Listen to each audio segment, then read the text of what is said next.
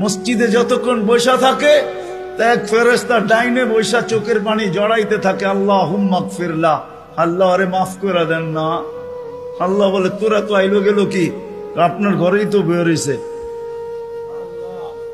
আমাকে জিজ্ঞাসা করেন কেন তোর দিলে এত ব্যথা কেন? আপনার ঘরেই তো বের হইছে, বন্দা তো আপনারই সৃষ্টি, সেরা তো আপনিই বানাইছেন। ও যদিও না কান্দে তো আমি ওর পক্ষ হয়ে একটু কান্দতেছি, অসুবিধা কি?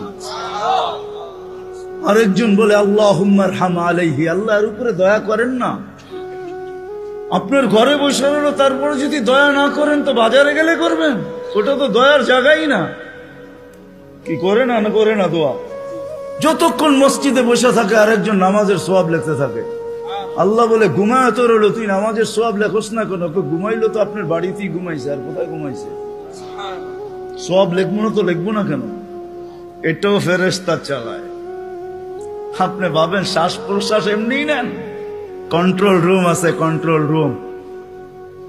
হ্যাঁ, হাবায়েক ফি আখবারিল মালায়েক কিতাবে আছে, জালালউদ্দিন সুয়ুতি রহমাতুল্লাহ আলাইহি লেখা। যখন শ্বাস নেই তো ফেরেশতা বলে আল্লাহ আমসিকা ওয়াতরুক, বন্ধ করে দিব না খোলা রাখবো? আল্লাহ 1,60,000 বার মেসেজ থ্রো করে, অটো উতরুক ওয়ালি আবদি আজাল, খোলা রাখ, সীমা রেখা দেওয়া আছে। যেদিন সীমা রেখায় আসবে ওই দিন বলবো টানবো তো আর ছাড়তে দিবি না, ছাড়বো তো আর টানতে দিবি না। বিনা দ্বিধায় 1,60,000 বার শ্বাস প্রশ্বাস নিতেছি। আসেন একটু ভাবি। সুর তো আমার কাছে নাই যে আমি আপনাদেরকে পাগল করব।